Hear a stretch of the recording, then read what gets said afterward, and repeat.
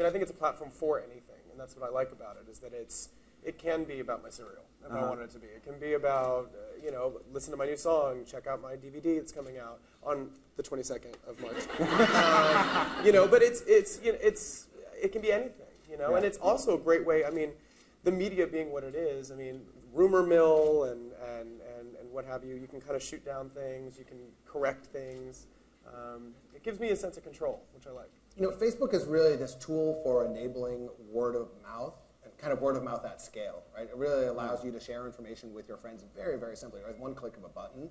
And I think that actually plays really strongly to fantastic artists who struggle to break through with the kind of existing established distribution and promotion channels that really, they're not about word of mouth. They're about strictly like money and returns and whether you can get the right meeting in place. Yeah. And so I think like more and more you're going to find tools like this that enable, and they tie right in, right? I mean, you can go to Foursquare and you can imagine a world where you can check into a place and music is just interspersed there, like the last band that played here, right? I mean, that's pretty cool. Like, yeah. That's like totally unlike anything you could ever do. I mean, maybe you could find a poster on the wall or something. Yeah. But technology really is, to Naveen's point, is you start to pull all these different data layers in place. You have personalization, you have location information, everything has gone mobile, where when you walk in, literally, like, basically the technology knows who you are and knows everything about the place and can start to mix and match it in pretty interesting ways. I think the key catalyst for Pandora is it really makes it easy to find new bands you've never heard of before. Mm-hmm. I think that's what causes people who began using it years ago to tell their friends about it. So I think pretty much everybody, certainly as you get older, you don't lose your love of music, but it gets harder and harder to stay connected with it. Radio speaks to a younger audience than you over time. You're busy, and you stop discovering new bands.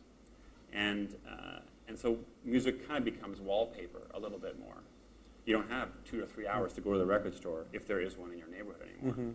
And I think that the basic engine of Pandora, this Music Genome Project, because of the way it connects songs based on the intrinsic musical properties, it's utterly blind to popularity.